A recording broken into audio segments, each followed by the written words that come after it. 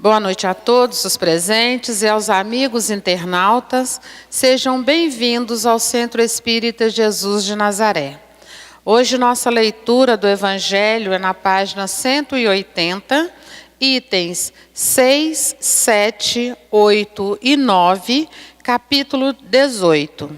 Questão: aqueles que dizem Senhor, Senhor, não entrarão no reino dos céus.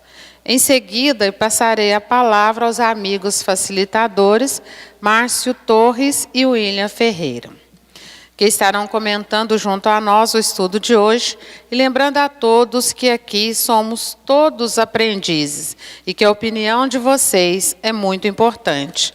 Quem quiser dar a sua opinião, é só levantar a mão, que levaremos papel e caneta até vocês. Bom estudo a todos.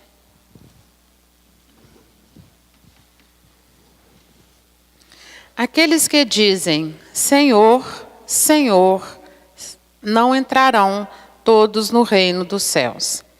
Aqueles que dizem Senhor, Senhor, não entrarão todos no reino dos céus, mas somente entrará aquele que faz a vontade do meu Pai que está nos céus. Vários me dirão naquele dia, Senhor, Senhor, não profetizamos em vosso nome? Não expulsamos os demônios em vosso nome? E não fizemos vários milagres em vosso nome? E então eu lhes direi claramente, retirai-vos de mim, vós que fazeis obras de iniquidade. São Mateus. Todo aquele que, pois, ouve estas palavras que eu digo e as pratica, será comparado a um homem sábio que construiu sua casa sobre a rocha. E logo que a chuva caiu e os rios transbordaram, que os ventos sopraram e se abateram sobre essa casa, ela não tombou, porque está fundada sobre a rocha. Mas todo aquele que ouve estas palavras que eu digo e não as pratica, será semelhante a um homem insensato que construiu sua casa sobre a areia. E logo que a chuva caiu e que os rios transbordaram, que os ventos sopraram e se abateram sobre essa casa, ela ruiu e sua ruína foi grande. Aquele, pois, que violar um desses menores mandamentos e que ensinar aos homens a violá-los, será considerado no reino dos céus como o último. Mas aquele que os executar e ensinar, será grande nos reinos dos céus. Todos aqueles que proclamam a missão de Jesus dizem, Senhor, Senhor. Mas de que serve chamá-lo mestre ou senhor, se não lhe seguem os preceitos? São cristãos aqueles que o honram por atos exteriores de devoção e sacrificam ao mesmo tempo ao orgulho, ao egoísmo, à cupidez e a todas as suas paixões? São seus discípulos aqueles que passam dias em prece e não são com isso nem melhores, nem mais caridosos, nem mais indulgentes para com seus semelhantes? Não, porque assim como os fariseus, eles têm a prece sobre os lábios e não no coração. Com a forma, eles podem se impor aos homens, mas não a Deus. Em vão dirá Jesus, Senhor, nós profetizamos, quer dizer, ensinamos em vosso nome, expulsamos os demônios em vosso nome, bebemos e comemos convosco. E lhes responderá, eu não sei quem sois, retirai-vos de mim, vós que cometeis iniquidades, vós que desmentis as vossas palavras com as vossas ações, que caluniais o vosso próximo, que expoliais as viúvas e cometeis o adultério. Retirai-vos de mim, vós cujo coração destila ódio e fel, vós que derramais o sangue dos vossos irmãos em meu nome, que fazeis correr as lágrimas em lugar de secá-las. Para vós haverá prantos e ranger de dentes, porque o reino de Deus é para aqueles que são dóceis, humildes e caridosos. Não espereis dobrar a justiça do Senhor pela multiplicidade das vossas palavras e das vossas genuflexões. O único caminho que vos está aberto para encontrar graça diante dele é a prática sincera da lei de amor e de caridade. As palavras de Jesus são eternas, porque são a verdade. Elas são não somente a salvaguarda da vida celeste, mas a garantia da paz, da tranquilidade e da estabilidade nas coisas da vida terrestre. Por isso, todas as instituições humanas, políticas, sociais e religiosas que se apoiarem sobre as suas palavras serão estáveis com a casa construída sob a pedra. Os homens a conservarão, porque nelas encontrarão a sua felicidade. Mas aqueles que as violarem serão como a casa construída sobre a areia. O vento das revoluções e o rio do progresso as carregarão. Boa noite, pessoal. Ó, que beleza, hein? Todo mundo com o peito cheio. É com grande alegria, né, que nós vamos mais uma vez reiniciar o estudo do Evangelho, esse código de moral transformador de almas. E com a bênção de Deus, a gente vai tentar aqui passar para vocês um pouco do que a gente sabe. Aos internautas, sejam bem-vindos, a vocês também. Hoje nós temos o prazer de receber aqui pela primeira vez nosso companheiro William, que é um trabalhador da casa, acolhedor nosso. Primeira vez agora, né, William? Que no passado ele já trabalhou com a gente. E eu vou tentar fazer uma pequena explanação, em seguida a gente vai dar sequência aqui respondendo algumas perguntas. Aqueles que estão vindo pela primeira vez, saibam que o estudo é interativo. Então, vocês que tiverem alguma dúvida, algum questionamento, é só levantar a mão. Os companheiros nas laterais estão aí com o papel e a caneta. Vocês podem perguntar e a gente, dentro da nossa possibilidade, vai tentar responder para vocês, né? Então, vamos lá. Aqueles que dizem Senhor, Senhor, não entrarão todos no reino dos céus. Esse texto nos leva muito a pensar, principalmente na nossa situação contemporânea, e com todo o respeito que a gente deve às religiões, a todas elas, mas eles nos remetem imediatamente a algumas religiões que a gente tem visto surgir, né? Mais voltadas à arrecadação financeira, mais voltada à construção de bens materiais, né? Pouco se preocupando com a transformação moral da criatura, né, em promessas de milagres, de acontecimentos, de eventos, né, de tutores da palavra de Deus, de mensageiros, se colocando como mensageiros de Deus. E isso é preocupante, porque as pessoas que ali vão, eles vão buscar a Deus, né? Aqueles que ali vão para fazer suas orações, para receber uma mensagem, estão indo com o coração limpo. O próprio livro dos Espíritos, quando Kardec pergunta à espiritualidade se Deus é um, por que permite tantas religiões, né? Tantas doutrinas diferentes, com tantas formas de pregar diferentes? E a resposta é bem simples, ele fala, vocês são diferentes, né? Cada um está numa etapa evolutiva e tem necessidade de estar nessa ou naquela doutrina filosófica que remete o pensamento a Deus. Então ainda. E eles dizem que no futuro haverá uma única religião, que é a religião do amor, né? Essa é a religião que no futuro ficará sobre a terra. E o que nos preocupa muito, né, sem querer desmerecer, mais uma vez, as outras doutrinas filosóficas, é a oportunidade que aqueles que lhe estão dirigindo perdem de levar aquelas multidões o consolo de que eles são os tutores das suas vidas, né? De que as soluções dos seus problemas estão na mudança de atitude, está na busca do conhecimento, na construção interior de um ser melhor. E, ao contrário, eles se colocam como portadores divinos, né? como apóstolos, como discípulos do Pai. E, na verdade, constrói fortunas. Porque a verdadeira caridade, ela não deixa que a mão esquerda veja o que a direita faz. Né? É uma adoração, é uma entrega profunda do amor, sem querer buscar nada para si. Né? Porque, na verdade, a personalidade não importa. Os espíritos superiores, quando se manifestam, raramente dizem seus nomes. Porque não é importante o nome, o importante é a mensagem. Né?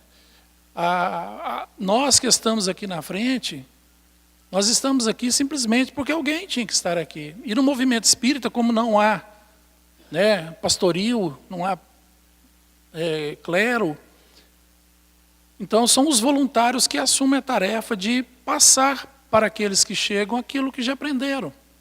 Não que nós sabemos tudo, mas nós estamos passando aquilo que nós aprendemos. E aqui tudo que é de graça se deve doar. Então aqui vocês bem sabem que não se cobra nada. Nós temos as nossas despesas, nós temos aí as nossas luz, água, material de limpeza, faxineira que tem que limpar o centro, para a casa estar sempre limpa para vocês chegarem. Isso tem despesa? Tem. A gente faz aí diversos bazares, diversas coisas para arrecadar fundo. Cobra as despesas? Não. Então quem pode doar, doa aquilo que quer, quando quer, da maneira que quer, da forma que quer, não se pede. É espontâneo. Porque precisa. As luzes têm que estar acesas, o microfone tem que estar ligado, para vocês nos ouvirem. Mas não se pede. Então, nós temos que preocupar com este lado. E também trazendo isso para o nosso dia a dia, que é o mais importante agora. Porque quanto de nós buscamos o Evangelho do Cristo, fazemos as nossas orações, e nas oportunidades de vivenciar e experimentar aquilo que nós já aprendemos dentro do Evangelho do Cristo, nós deixamos essa oportunidade passar. Quantas vezes nós somos chamados a experimentar a paciência e ficamos nervosos? Quantas vezes nós somos experimentados a vivenciar a caridade num irmão necessitado e a gente deixa a responsabilidade para o outro que vem atrás? Às vezes bate a nossa porta, às vezes na nossa caminhada nas calçadas. A gente vem na casa espírita buscando consolo para nós. Muitos chegam aqui, e são muitos, achando que é na reunião mediúnica que a solução dos seus problemas irá acabar. Que é ali que vai encontrar a solução do seu problema. E não é. Porque as reuniões mediúnicas, elas são mais em auxílio aos espíritos. Espíritos necessitados, sofredores, irmãos nossos, que talvez pela ignorância, pelos erros passados, pela seu estado ainda de falta de evolução, que os leva ainda à maldade, às agressividades. Porque quando nós morremos, nós não mudamos nada. A gente, quando morre, nós vamos continuar iguaizinho nós somos, com os mesmos defeitos, com os mesmos acertos, com as mesmas virtudes, com as mesmas faltas de virtudes, com os mesmos desejos, com os mesmos sentimentos. A única coisa que não vai ter é o uniforme carnal mais. Mas não se muda uma vírgula sequer. Se eu sou bom, eu continuo bom. Se eu sou mau, eu continuo mau. Se eu amo, eu vou querer auxiliar. Se eu odeio, eu vou querer prejudicar. Então, muitos daqueles que são chamados demônios, e a gente vê muito isso no Evangelho, na Bíblia, falando de demônios, para quem não sabe, essa palavra ela vem do grego, chama demos, que ela significa gênio, anjos. Eles podem ser bons ou maus, espíritos, bons ou maus. De uns 150 anos para cá, é que foi criada a palavra anjo, para diferenciar o bom do não bom. Mas são todos filhos de Deus.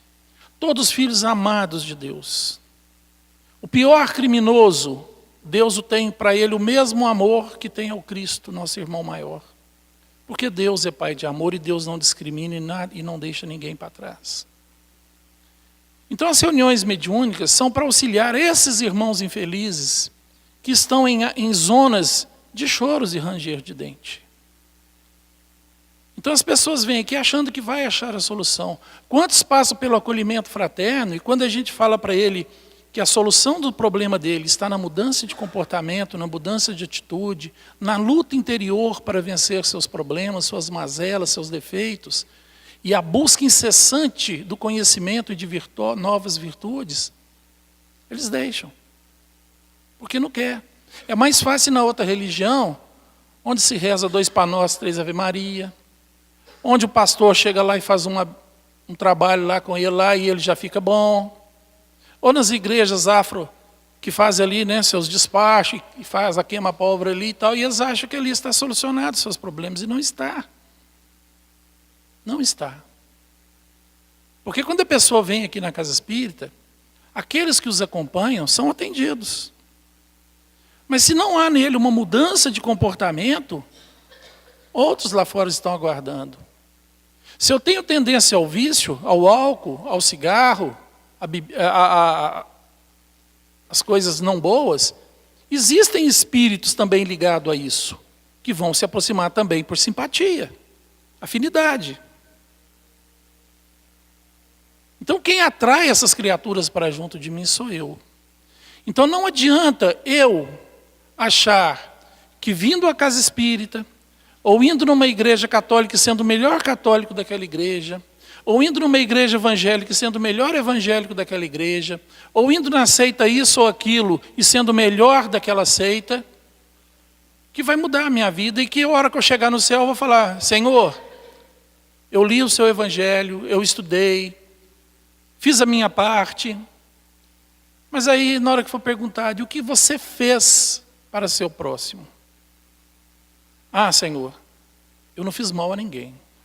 Eu nunca prejudiquei ninguém, eu vivi minha vida quietinho no meu canto, tal, mas você não fez. A doutrina espírita diz que o mal é a ausência do bem. Se eu não fiz mal a ninguém, isso não faz de mim um ser bom. Faz de mim um ser neutro. Porque para eu ser bom, eu tenho que praticar esse bem, essa bondade. O que adianta eu desenvolver a paciência e não ser paciente com vocês? O que adianta eu desenvolver a caridade e falar, não, eu sou caridoso, tudo que é meu é dos outros, mas nas oportunidades que eu sou testado eu não faço. A gente sempre fala que o outro é um complemento de nós. Independente de quem ele é, independente de onde estamos, é no outro é que eu me completo. Porque quando eu começo a construir em mim um ser do bem, um ser melhor, eu só consigo externar isso no outro, na convivência, no relacionamento. É o ato de relar para me tornar liso. Porque são nas pessoas difíceis é que eu vou testar minha paciência, minha resignação, minha tolerância. Não adianta eu ser bom só para quem é bom para mim. Que mérito eu vou ter? Eu tenho que primeiro ser paciente, bom, tolerante com quem não me tolera, com quem não me admite, com quem não gosta de mim. É porque nele é que está a cura daquilo que eu preciso fazer em mim. É no outro que eu vou fazer essa construção de mim mesmo. Eu preciso muito do outro na minha vida. Deus nos coloca numa família, exatamente a família onde eu preciso estar nesta encarnação. Com os espíritos que eu preciso estar com eles. E quantas vezes eu não tolero pai, não tolero mãe, não tolero irmão, não tolero um tio, não tolero um avô, e me afasto da família, onde ali é o meu primeiro compromisso, mas eu sou bom para as pessoas da rua. Aqueles que não me conhecem intimamente, não me conhecem as minhas fraquezas, meus defeitos, o meu passado, eu consigo ser bom. Mas para aqueles que sabem onde meu calo dói, eu afasto, eu prefiro afastar. Não adianta eu dizer Senhor, Senhor. Porque na hora que eu chegar no reino dos céus, a minha consciência vai cobrar. Porque quem cobra é a consciência, a gente sabe disso. Nós, quando saímos desse corpo de carne, Deus não vai me julgar se eu sou bom, se eu sou mau. Jesus também não vai me julgar se eu sou bom, se eu sou mau. Não existe um juiz para fazer isso. Existe uma lei divina, chamada lei de afinidade e atração. Ela me leva para junto dos meus iguais. É aquilo que eu realmente sou. Porque aqui no mundo de carne a gente veste uma máscara de bonzinho quando a gente quer. Né? A gente esconde os nossos vícios, as nossas taras, os nossos defeitos e tenta passar como se fôssemos pessoas boas. Mas no mundo espiritual é o que eu sou. Não consigo fingir, não existe máscara, não tem como eu fingir que eu sou se eu não sou. É a minha condição evolutiva, é a minha condição moral, é a minha condição intelectual, é que vai determinar em qual morada do Pai eu estarei. E é aí que vai haver choros e ranger de dentes, como diz o texto mesmo. Porque essas moradas da casa do Pai, elas são construídas pela vibração dos espíritos que lá vivem. Quanto maior a evolução do ser, mais ele vibra positivamente, mais feliz, belo e harmônico é o plano onde ele estará. Quanto menos ele vibra, quanto mais desequilíbrio é no ser, mais triste, tenebroso, escuro é. Aquele inferno católico que é pregado, onde tem um foguinho lá, né, chamas, calor, aquilo seria uma bênção. Porque o calor ilumina, aquece. Essas zonas inferiores do mundo espiritual são totalmente escuras, frias, lamacentas, fétidas. Jesus, quando falava que haverá choro e ranger de dente, ele falava com propriedade. O bicho pega lá. E quanto mais desequilíbrio é o ser, mais tenebroso é o lugar onde ele está. Chegando ao fundo do poço, infelizmente, os nossos irmãos suicidas. Não porque eles são maus, mas porque são mais desequilibrados. O desequilíbrio é maior. Então, para que a gente possa sair dessas zonas de sofrimento, Deus nos dá a bênção da reencarnação. Porque na reencarnação nós estamos misturados. E além da bênção da reencarnação, Ele me abençoa com o esquecimento do passado, para me dar uma oportunidade de começar do zero, novinho em folha. Mas permite que eu carregue eternamente todas as virtudes e os conhecimentos adquiridos durante as minhas vidas. E eu sempre serei melhor. A cada encarnação nós seremos melhores, melhores, melhores, melhores. Não há retrocesso, porque Deus nos ama.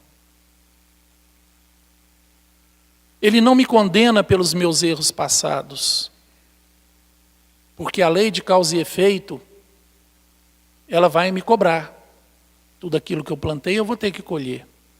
Mas isso não é castigo de Deus. É oportunidade de aprendizado, de rever aquilo que eu fiz e aprender para me tornar um ser melhor. Então o estudo de hoje, ele é importante para nós, porque além de nos remeter a uma realidade que nós estamos vivendo, principalmente no Brasil, que é o país mais cristão do mundo, essa realidade de exploração da fé, também nos leva ao nosso interior, à nossa igreja interior, ao nosso templo sagrado interior, onde muitas vezes a gente acha que está fazendo e poderia ter feito mais. Porque não adianta simplesmente eu dar o pão. Dali 2, 3 horas a pessoa está com fome de novo. Mas assim, nós também sentimos fome. Não adianta eu dar só uma roupa. A roupa, daqui a uns tempos, ela está toda estragada. O que nós precisamos é ajudar as pessoas, auxiliar as pessoas, trabalhar as pessoas, mostrar a elas a importância que elas têm para si mesmo, e que todo o potencial divino já faz parte de nós, de todos nós. Deus nunca criou um espírito diferente do outro.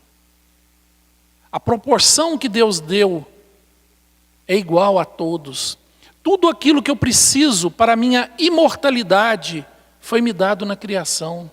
Deus não precisa acrescentar um ponto sequer. Eu já tenho tudo. Mas Jesus falava: batei-vos e abri-se-vos-á, pedis e recebereis, buscais e achareis. Bater, pedir, buscar são verbos de ação. Ele pede que nós façamos por nós mesmos, que nós busquemos com os nossos esforços esse crescimento interior.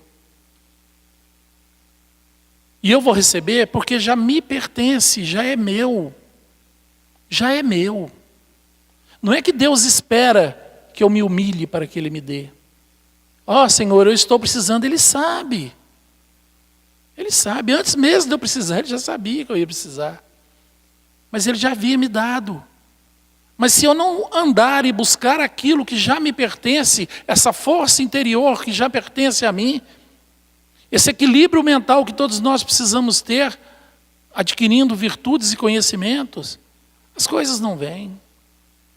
Ele também dizia: faça da tua parte que o céu lhe dará.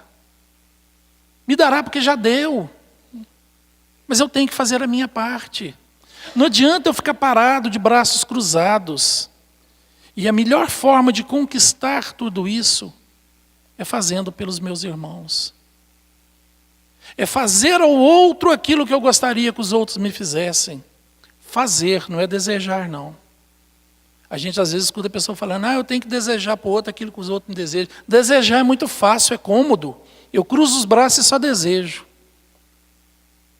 Jesus mandava fazer, agir, trabalhar no outro. Aquilo que eu gostaria que o outro trabalhasse em mim. É descruzar os braços, é ir à luta, é buscar esse conhecimento, dando valor àqueles que não gostam de mim, porque são neles que está o meu trabalho interior. É neles é que eu vou crescer. É resgatando essas criaturas de volta para junto de mim, é que eu vou conseguir construir de novo o ser do bem que eu preciso ser. Não adianta eu ser bom só para os que são bons. Não adianta eu fazer só para quem faz para mim. Nós precisamos trabalhar. Não adianta dizer Senhor, Senhor, se eu não ajo. Porque o benefício das minhas ações no outro começa em mim. Quando eu já tenho esse amor ao outro para doar, eu já fui o primeiro beneficiado. Eu sou beneficiado. E essas benéficias são para a vida eterna. Vamos lembrar que nós somos seres imortais, espíritos num uniforme de carne. Deus não está preocupado com a matéria. A matéria é preocupação nossa, encarnado.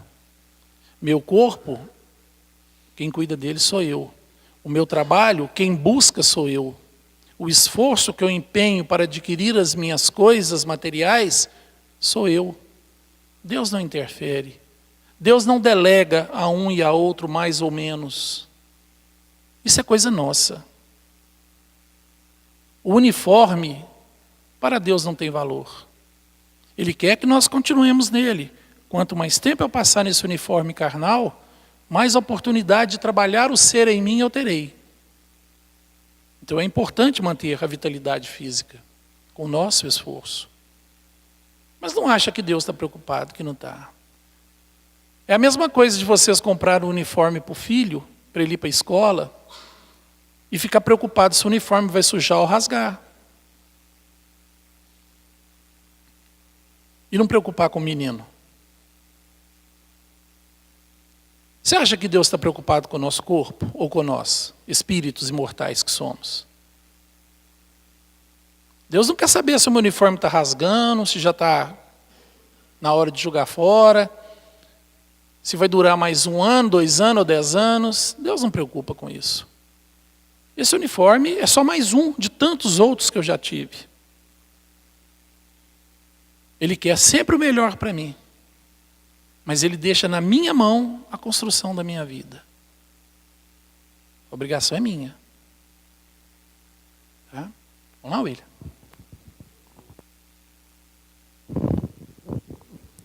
Tem umas perguntas aqui. Boa noite a todos. Eu queria saber quem está aqui pela primeira vez hoje. Levante a mão, por favor. Ah, tem uma pessoa. Seja bem-vinda. Tem um monte de coisas sobre a casa que, se você quiser saber, aprender, na secretaria, e vários colaboradores da casa podem te auxiliar nisso. Seja bem-vindo. A fala do Márcio foi exatamente sobre a consciência que o texto pede para a gente ter, né? E tem uma pergunta aqui que vai ao encontro do que o Márcio falou mesmo. Assim, olha, como posso me avaliar segundo a vontade de Deus, para ter uma referência do que ainda me falta fazer? A gente tem que buscar essa consciência que o Márcio falou. A autocobrança tem que existir, mas até certo ponto, senão a gente fica até um pouco assim, sem referência, meio louco. Eu queria fazer o que fulano faz, eu queria ser o que o fulano é. Se a gente fizer de coração, e que é isso que o texto pede, mesmo que seja pouco, né, vale mais do que um que aparentemente faz muito. Eu estava comentando com a Márcia, a esposa do Sérgio, sobre o tanto de lacres, os lacres das latinhas que o pessoal traz. E eu também imbuí um monte de gente de buscar esses lacres para mim, então eu sempre trago muito. Então, mas às vezes eu vejo gente trazer muito mais do que eu, assim, várias garrafas de lacre, e eu comentando isso com a Márcia, nossa, como é que a pessoa consegue, né? Aí eu falei assim, William, para nós tem muito valor, mas aquele rapazinho de 13, 14, 15 anos, que também frequenta a casa e traz um pouquinho na mão, fala assim, olha, essa minha colaboração tem talvez um valor até maior, porque ele busca da falta de condição dele, né? E a gente, nessa pergunta aqui, a gente pode melhorar um pouquinho sempre mesmo, sem aquela exaustiva cobrança, não precisa. Mas assim, olha, às vezes a gente fala como o texto, faz como o texto fala aqui, em nome de Deus nós estamos espantando demônios. Em nome de Deus nós estamos fazendo, mas será mesmo? Às vezes a gente se convence de coisas que não são bem assim. Não tem o pai que, em vez de dar uma palmada, dá uma surra no filho? Às vezes de ir para o hospital? Não, mas é para ele melhorar. Olha, em nome de Deus, para ele melhorar, escorraçar a pessoa, né? Tem aquela assim, o patrão que fala, não, eu emprego 20 pessoas, paga muito abaixo do que poderia pagar. Às vezes é um negócio próspero, paga muito abaixo, né? Tem um empregado que não se digna fazer o que a média dos outros empregados fazem, faz sempre menos. Ah, não, o patrão é rico, eu sou pobre, eu só vou fazer isso aqui, já está muito bom, sabe? Então, a gente pensa que está fazendo tudo, mas às vezes não está fazendo o mínimo. Então, se a gente fizer dentro da nossa consciência, como que eu gostaria, Mateus 7,12, que o Márcio citou, como que eu gostaria que fizessem para mim, comigo, né? É dessa maneira. Então, eu que sou empregado, é assim que eu gostaria que, se eu fosse patrão, que o empregado fizesse, né? Então, vamos colocar essa consciência. Porque essa pergunta, assim, o que falta fazer? O que falta é só essa tomada de consciência. A gente não precisa fazer tudo, nem damos conta, né, Márcio, de fazer tudo. Mas o que a gente fizer, se fizer de coração, é bem interessante. Tem uma outra pergunta aqui, e se as pessoas quiserem fazer a pergunta oralmente, também estejam à vontade, viu? O que a doutrina espírita diz do juízo final? O texto explora isso bastante, né? Não tem castigo nenhum, Mas se eu me encontrar numa situação de desequilíbrio proposital, né, eu que sei que eu não devo cometer determinado ato, mas eu cometo, eu que não devo ter determinada postura, mas eu acabo tendo, eu que poderia fazer um monte de coisa e não faço nada, no meu desencarne, quando eu falecer, né, quando o corpo físico falecer e o espírito ficar liberto da carne, eu vou me encontrar com os igual a mim no que tange a parte energética. Eu vou encontrar com outros Williams com a mesma vontade que eu tenho, com os mesmos hábitos. Pode ser que eu não goste, porque em relação a gente, às vezes a gente é muito condescendente no julgamento. Quando a gente reclama do outro, talvez seja um pouco de nós que a gente está enxergando no outro. Não é sempre, mas muitas vezes isso acontece. Então, quando a gente vai se juntar com outras pessoas igual a nós, às vezes a gente se choca, né? Eu trabalho também dando aula. Às vezes, quando a gente junta no mesmo grupo de trabalho, colegas, os alunos, né, que têm a mesma característica, ou que são, às vezes, um pouco mais bagunceiros e tudo, eles mesmos reclamam, fazem, professor, mas aqui não vai sair nada. Então, é interessante, eles querem se entremear com aqueles que fazem alguma coisa, porque eles podem ficar tranquilos, né? Então, essa tomada de consciência, o que pode fazer? Essa tomada de consciência. Isso aqui eu não consegui ler, se você conseguir. Vou deixar para você responder essa. Chegaram perguntas aqui para nós. Boa noite. Se não existe milagre, segundo a doutrina espírita, como explicar na noite de São João, dia 23 de junho, as pessoas que caminham sobre a brasa? A doutrina espírita mostra-nos que não existe o milagre. Porque o que é o milagre? O milagre é alguma coisa além do que é natural. Alguma coisa extranatural. E isso é uma ideia ilógica. Porque se tudo que existe é criação de Deus, e Deus é perfeito e suas leis são imutáveis, ou seja, elas não mudam porque são perfeitas, se houvesse brecha para que a gente pudesse fazer algo além do natural, é sinal que Deus errou em alguma coisa. E Deus não erra. Né? É uma situação ilógica eu achar que algo extra aquilo que é natural pode acontecer. Muitos pessoas que têm pouco tempo de doutrina, ou estão chegando agora, devem pensar assim, poxa, então Jesus não fez milagre não? Não, nenhum milagre. Jesus era o espírito mais completo, é o espírito mais completo que existe no orbe terrestre. Né? Segundo a doutrina espírita, Jesus foi o engenheiro astral que ajudou a juntar as primeiras rochas para formar o planeta Terra. Ele já estava aqui mesmo antes do planeta se formar.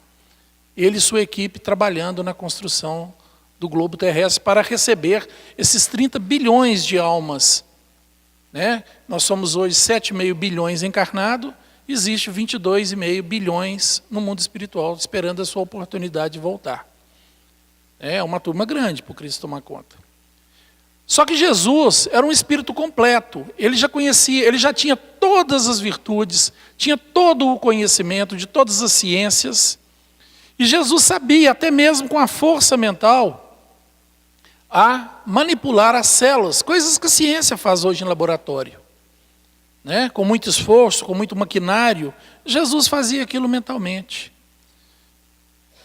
Porque se Jesus fosse capaz de manipular as leis perfeitas de Deus, ele estaria acima de Deus, concordam comigo? Ele estaria acima de Deus, pois ele conseguia mudar aquilo que Deus criou. E ele não poderia fazer isso. Então o que Jesus fez foi ciência. É a mesma coisa de eu chegar com um telefone celular hoje, voltar a 200 anos atrás e começar a conversar com uma pessoa do outro lado do mundo. Eles vão achar que eu sou um ET. Né? Que eu estou fazendo milagre. Hoje, você fazer um transplante de coração, volta 100 anos atrás e fala isso. Olha o que a ciência já criou e evoluiu. Hoje estão fazendo robôs do tamanho de uma ponta de agulha para fazer cirurgia interna na pessoa. É milagre? Não, é ciência. Tudo é ciência. Jesus praticou ciência. As pessoas que andam sobre a brasa, vamos lembrar, quem comanda o nosso corpo? Somos nós, espíritos. As pessoas que estão ali entram num transe profundo e subconsciente, onde ele trabalha o corpo dele e não se queima. Mas nem todos que andam sobre as brasas não se queimam. Quantos queimam? Quantas pessoas caminham ali e saem com os pés fritos, machucados? São alguns que conseguem. Porque no transe, na fé, na percepção interior que ele cria ali, ele consegue passar ali sem que aquilo o fira. Diz a história que João Evangelista foi jogado num caldeirão de azeite quente e saiu ileso. Milagre? Ou fé? Ou uma proteção divina que protegeu o corpo dele? Isso não é milagre, gente. Tudo é ciência, tudo é explicado pela ciência. A doutrina espírita, e ela nos deixa muito confortáveis com isso, ela fala o seguinte: a doutrina espírita tem que andar lado a lado com a ciência. O dia que a ciência comprovar uma verdade diferente da verdade espírita, a doutrina espírita vai abandonar a sua verdade e abraçar a verdade da ciência. Nós completamos agora, em abril, 160 anos de doutrina espírita.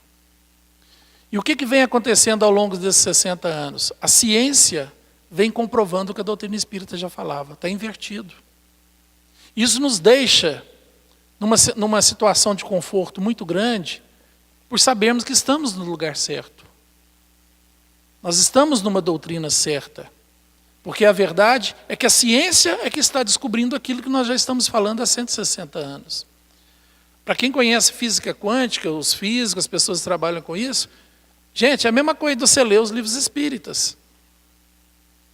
É a mesma coisa. Ciência. Então não existe nada extraordinário. Não existe nada extraordinário. Tudo é ciência. A doutrina espírita fala que para os espíritos mais evoluídos, quando eles querem se transportar de um lugar para o outro, eles fazem isso com a força do pensamento. Eles pensam no lugar, eles já estão. Era como se eu quisesse visitar Júpiter agora e pensasse em Júpiter, eu já estaria lá. A força do pensamento, eles viajam o universo com a força do pensamento, com a velocidade do pensamento. Isso é milagre? Não, são leis de Deus, leis divinas.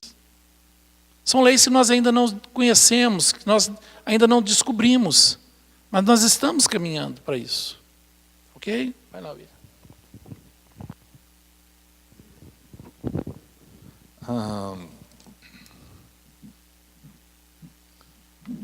E os políticos, como ficam na doutrina espírita?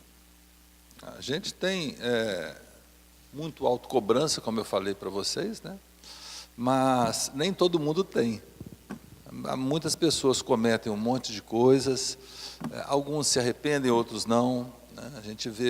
A gente acha, eu pessoalmente considero que não existe 100% de político ruim, mas está bem próximo disso, pelo que a gente vê nas televisões, nos jornais, né, na internet. Então, eu penso que os políticos que aproveitam da situação, que não têm dó do povo de uma maneira geral. Outro dia eu estava vendo um prefeito reclamando dos repórteres, porque os repórteres não falavam outra coisa, e os meios de comunicação, sobre queda ou não do presidente. Por que não falam de um desvio que está acontecendo, para esse desvio não acontecer mais, né? Então, acaba que a gente fala dos políticos e a gente acaba cometendo, se não igual, coisas um pouco parecidas, né?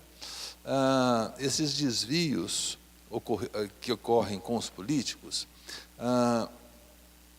tenho certeza, dentro de tudo que eu já li, dentro de tudo que eu estudei, tem data marcada para acabar. Não é no mundo inteiro que acontece. Nós temos essa certeza, né? Não é no mundo inteiro que acontece. E conseguem nos enganar durante um tempo. Isso está acabando. Tem um monte de coisa aí acontecendo. Tem gente que não é corrupta, né? Mas o que vai acontecer com os políticos? Para onde que eles vão? Vão ficar com pessoas iguais a eles, né? Eu duvido que eles gostem também, né? Vão ficar com a mesma vibração. Eu penso que a gente tem que, como o Márcio falou, todos são irmãos. E Chico Xavier sempre falava para a gente, vamos fazer a oração também para aquelas pessoas que não enxergam que estão fazendo mal, para elas mudarem de atitude. Porque muitas pessoas realmente não enxergam que estão cometendo coisas que, se elas conseguissem sair do corpo e se olharem, se observarem e se avaliarem, talvez não fariam essas mesmas coisas. Então, vamos pensar nos políticos como uma fonte de oração para a gente, dando para a gente pedir para Deus dar iluminação para essas pessoas mudarem de atitude. Se eles conseguirem mudar de atitude, eu não tenho dúvida que num prazo muito breve a situação do próprio país muda, né? A gente precisa de políticos mais honestos, a gente precisa de pessoas mais enganjadas com as causas sociais, né? E até para contagiar a população, porque tem uma parte da população que, por um motivo ou outro, talvez induzida pelos políticos, acabam também se acomodando. É uma parte pequena, mas nós precisamos de todo mundo, né, para fazer uma nação melhor, para conseguirmos condições melhores. Como o Márcio falou, tudo depende muito de ciência, são as leis de Deus, mas a principal lei de Deus, que foi também dita, é a lei do amor. O que a gente fizer, se fizer com coração, com a certeza que se fizessem para mim eu estaria satisfeito, se fizer com devotamento, a gente está pensando igual Jesus. Eu acho que é esse que é o caminho, sabe? E não vamos preocupar tanto com os políticos, não, eles vão passar. E passam a cada eleição. Cabe a nós uma série de atitudes, mas não são os únicos responsáveis também, não. Tem mais pessoas responsáveis por uma situação que pode melhorar. A situação do Brasil, tenho certeza que vai melhorar, as coisas já estão se revigorando, né? E é uma questão cíclica.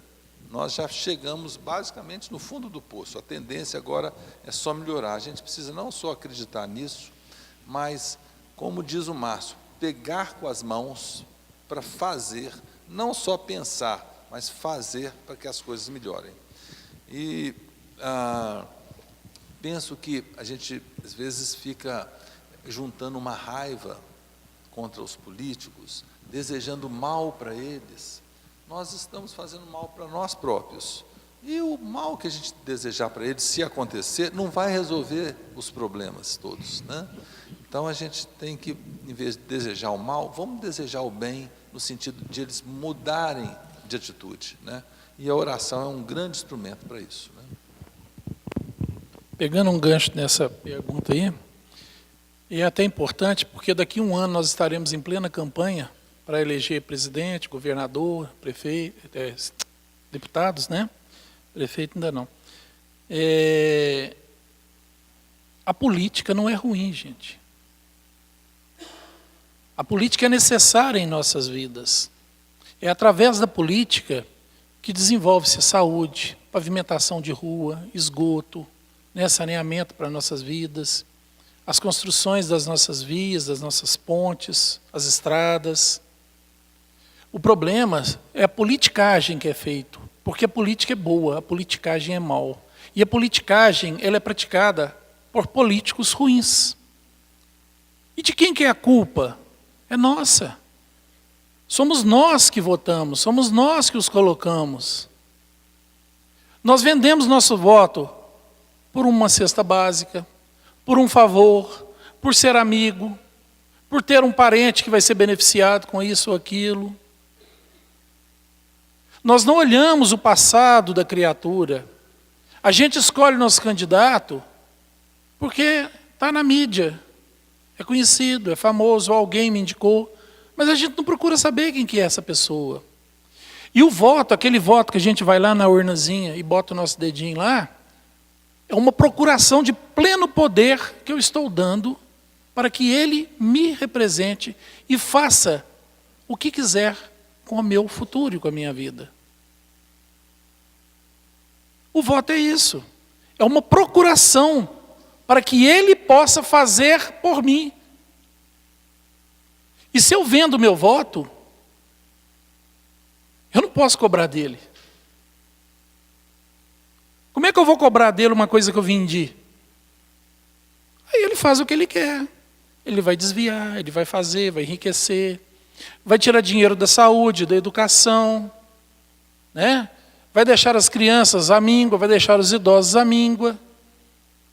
Por quê? Porque eu escolhi mal.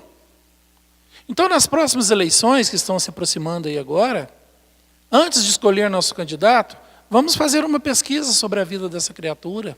Hoje a internet está aí maravilhosamente para nos servir, para quem sabe usar. Vamos fazer uma pesquisa, procurar a vida dessa pessoa, ver se tem alguma pendência, alguma coisa que desmoraliza essa criatura, e vamos votar conscientes de que aquele candidato onde eu vou botar meu dedinho e dar para ele a minha procuração, até onde eu conseguir buscar, não tem nada que o desmereça. Tem uma pergunta aqui, fala assim: boa noite. Quando o indivíduo faz uso da bebida alcoólica, geralmente fica bem diferente. Seria a bebida que o tira da timidez e ele se mostra como é? Ou a bebida faz com que os laços fluídicos que unem o corpo físico ao perispírito ficam menos densos, permitindo que os espíritos obsessores lhe comandem o corpo? É um e outro, né? Aqui é os dois casos. Realmente, quando a gente bebe um pouquinho, a gente realmente se solta, perde um pouco da timidez, né? A gente fica mais alegre, mais feliz. O problema é quando você já está feliz e continua bebendo. Aí os laços começam a ficar soltos, sim. Para quem não sabe o que é perispírito, perispírito é um corpo material, tá? Que nós possuímos, além desse corpo físico. Ele é material? Sim, na dimensão espiritual. Porque se eu e o William desencarnar aqui agora, eu vou continuar com essa mesma aparência gordinha, o William com essa mesma aparência de galã de novela, tá? E quando eu encostar no William, eu vou sentir o corpo dele. Eu vou sentir o corpo dele, porque nós somos espíritos. Os dois estão no mundo espiritual com o seu perispírito, corpo espiritual. Então eu vou sentir o William, é material, o corpo lá. Para aquilo é quintessenciado. Atravessa a parede, vai andando e tal. Tá? É um corpo que no nosso plano, ele é invisível. Mas no mundo espiritual ele é tangível. Tá? Então é esse corpo que nós temos. Por isso é que a gente mantém a mesma aparência. E os laços são bambeados, sim. Aí quem vai aproximar da gente? Aqueles espíritos que se comprazem daquilo que eu estou fazendo. Se é o álcool, ou drogas, ou sexo desregrado, espíritos em sintonia com isso vai aproximar e vai ficar junto de mim. Eles podem comandar meus pensamentos, meus atos. Podem. Por quê? Eu perdi o controle de mim mesmo. E nesses casos, tem um fenômeno que a doutrina espírita chama de vampirismo, em alusão ao vampiro que chupa sangue lá no pescocinho dos outros. Por quê? Porque se eu sou uma pessoa que gosto do álcool e encharco, aquele espírito que morreu por excesso de bebida e gosta da bebida, no mundo espiritual não tem. Então o que ele faz? Ele acompanha aqueles que gostam. E quando eu encharco, ele põe a boca dele na minha e chupa meu éter. Boca a boca. Beijinho na boca. Para chupar meu éter. E são criaturas de aparências terríveis, porque já estão se deformando por desequilíbrio. Se eu uso a droga, a mesma coisa. Sexo desregrado, a cama não tem dois não, viu gente? Você pode ter certeza que está cheio de companheiro ali, trabalhando junto. Então, nós temos que ter equilíbrios nas nossas vidas. Sempre equilíbrio. Nós temos que ter sempre essa palavra na mente. Eu preciso estar em equilíbrio, porque eu estando em equilíbrio, a harmonia ao meu redor é equilibrada. Última pergunta aqui. E os espíritas serão os escolhidos? Se sim, quem não irá ser escolhido? Olha, a gente tem como espírita um monte de obrigações. Eu falo que são obrigações, porque o espírita precisa estudar, ele precisa ler, ele não precisa só achar, ele não precisa somente ficar fazendo as orações, que são oração, para mim é uma coisa super bonita e boa, um grande antibiótico, um grande inflamatório, para mim é a oração. Mas sem a ação fica difícil, né? A mente e as palavras são muito importantes, a oração, mas as mãos, né? O corpo da gente, uma orientação que a gente dá é sempre tão ou mais importante. Então, os espíritas têm, na minha opinião, uma obrigação de, além de fazer o que o cristão, de modo geral, faz, pratica, oração, será a igreja e tudo mais, é orientar o próximo, ajudar o próximo, inclusive com orientação. Se puder fazer uma caridade material, a pessoa sobra um pouco mais durante o mês, no final do mês para ele pode fazer uma caridade que não vai onerá-lo, pode também, né? É o que ele puder, o que a pessoa puder. Às vezes as pessoas não têm condição de doar materialmente dinheiro, roupa ou alguma coisa assim, mas senta perto de uma pessoa, sorri para ela. Às vezes eu preciso de um sorriso e que aquela pessoa seja escutada, não deixar ela falar, né? Essas coisas, tudo isso são obras de espíritas. Então, não que sejam escolhidos, é que eles vão ficar na mesma vibração, vão encontrar essas mesmas pessoas no desencarne. A gente não pode fazer nada assim propositalmente para obter logo em seguida outra coisa, não. E eu voltando aqui no Evangelho, fala assim, que a vossa mão esquerda não saiba o que dá a vossa mão direita. A gente não pode fazer com a intenção de receber, né, e de receber agora ou depois. Fazer com a intenção bonachona, eu quero me doar, eu estou aqui para me doar, eu não quero só ficar em curtição, a pessoa tem muito dinheiro, vai pegar seu navio, seu barco, seu isso, seu aquilo, e curtir a vida. Puxa vida, mesmo as pessoas muito opulentas, muito cheias de dinheiro, elas podem deixar um pouco os prazeres de lado para doar-se um pouco, né? Quanto mais a gente se doar sem se prejudicar, né? Aí eu vou sair do meu trabalho só para fazer caridade. Aí você vai prejudicar a sua família, você próprio, né? Então, vamos fazer como o Márcio falou, com todo o equilíbrio. Vamos nos doar, vamos participar e também receber, porque, como dizia um velho conhecido de todos nós, São Francisco, é no ato da doação que a gente recebe. Então, é muito bom receber, sem a gente estar vendo que está recebendo na hora que a gente está doando, né? Boa noite para todos.